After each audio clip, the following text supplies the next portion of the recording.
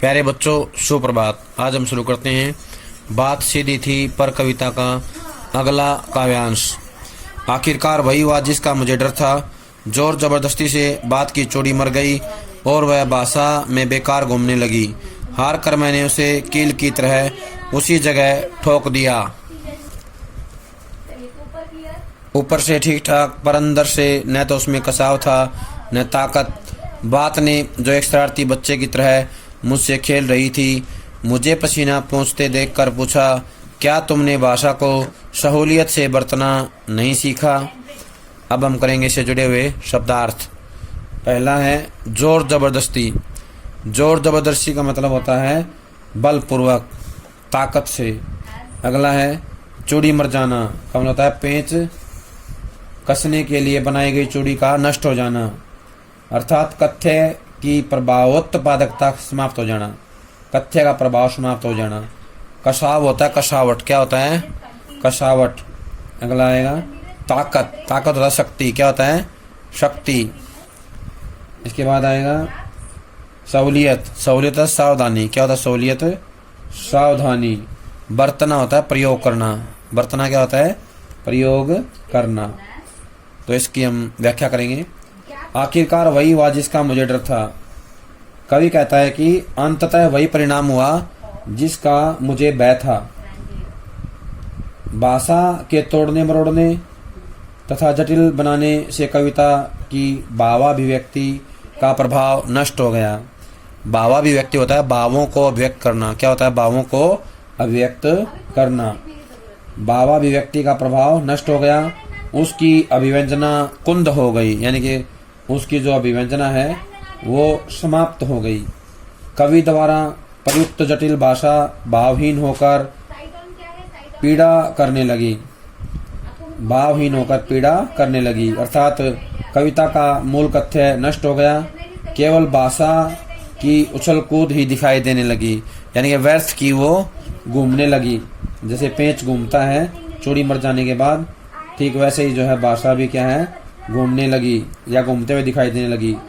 अंत में तंग आकर के, निराश होकर के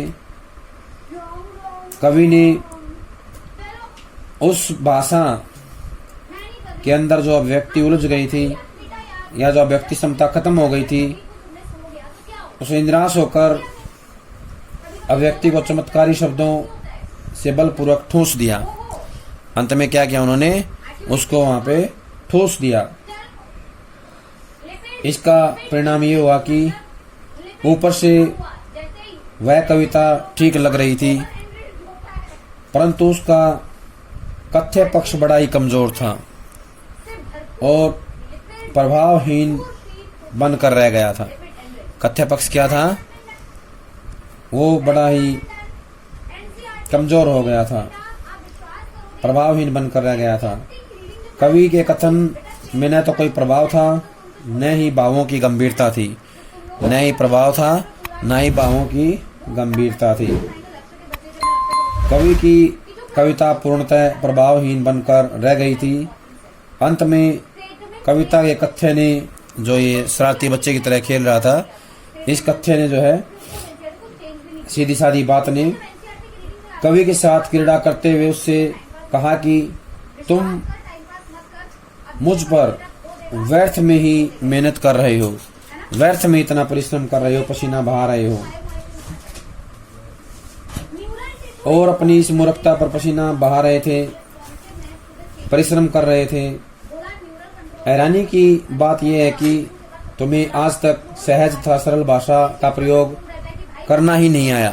कहने का आशय है कि जो बात कविता का जो कथ्य था, वो एक शरारती बच्चे के समान खेल रहा था कवि के साथ। उसने कवि को कहा कि तुम व्यर्थ में इतनी मेहनत करते रहते हो, व्यर्थ में इतनी परिश्रम करते हो, पसीना बहाते रहते हो,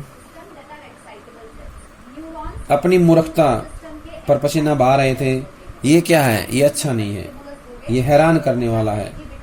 और सबसे बड़ी ताज्जुब की बात यह है कि आज तक तुमने कभी भाषा को अपनी सुविधा अनुसार प्रयोग करना नहीं सीखा है।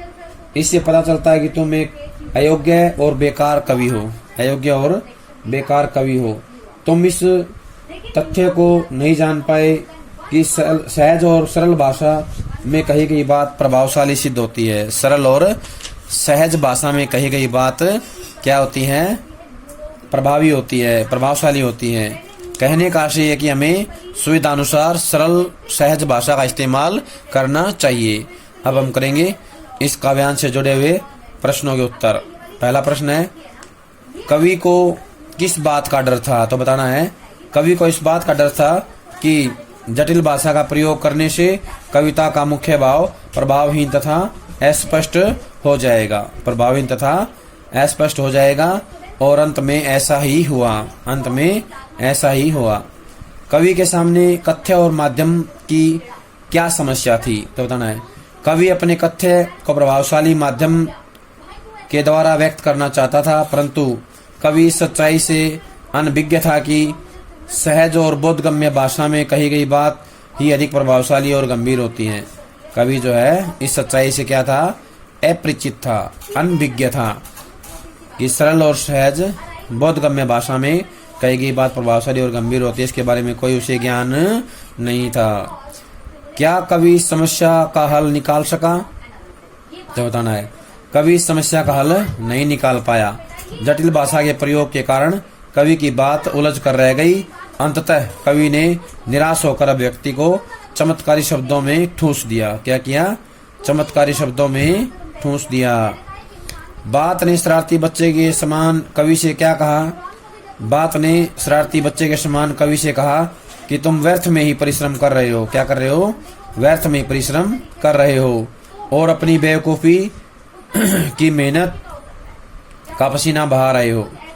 अपनी बेवकूफी की मेहनत का पसीना बहा रहे हो। तुम आज तक समझ नहीं पाए कि सरल सहज बोधगम्य भाषा का ही प्रयोग करना चाहिए। क्या करना चाहिए? सरल सहज और बोधगम्य भाषा प्रयोग करना चाहिए। इस पद्यांश का भाव क्या है? तो बताना है, इस पद्यांश में कवि स्वीकार करता है कि वह अपने कथ्य को सहज सरल भाषा के द्वारा व्यक्त नहीं कर पाया। जटिल भाषा के प्रयोग के कारण उसकी बात उलझ कर रह गई और प्रभावहीन हो गई। उसकी भाषा उलझ कर रह गई और प्रभावहीन हो गई। अगला प्रश्न है, कवि किससे हार गया और उसने क्या किया? तो बताना है, कवि बात से हार गया। किससे हार गया? बात से हार गया और उसने हार कर उसे एक कील के समान उसी जगह ठोक दिया जहां से वह निकली थी। बात का स्वरूप कैसा था? तो बताना है, बात ऊपर से ठीक ठाक थी, लेकिन अंदर से न तो उसमें कसाव था, न ही ताकत थी। नहीं कसाव था और न ही ताकत थी। बात कवि के साथ कैसे खेल रही थी? बात एक शरारती बच्चे के समान खेल रही थी। बात एक शरारती बच्चे के समान कवि के साथ खेल रही थी। बात ने कवि से क्या पूछा? तो बताना है, बात ने कवि से यह पूछा कि क्या तुमने भाषा को सहूलियत से बरतना नहीं सीखा? काव्य सौंदर्य देखें। तो बताना है, मानवीकरण अलंकार और प्रश्न अलंकार अनुप्रास अलंकार का प्रयोग किया गया। मानवीकरण, प्रश्न और अनुप्रास अलंकार का प्रयोग किया गया है। मुक्त छंद का प्रयोग किया गया है। लाक्षणिकता गुण विद्यमान है। आकर्षक बिंब विधान की योजना है। मुहावरों का सहज और सरल प्रयोग किया गया है।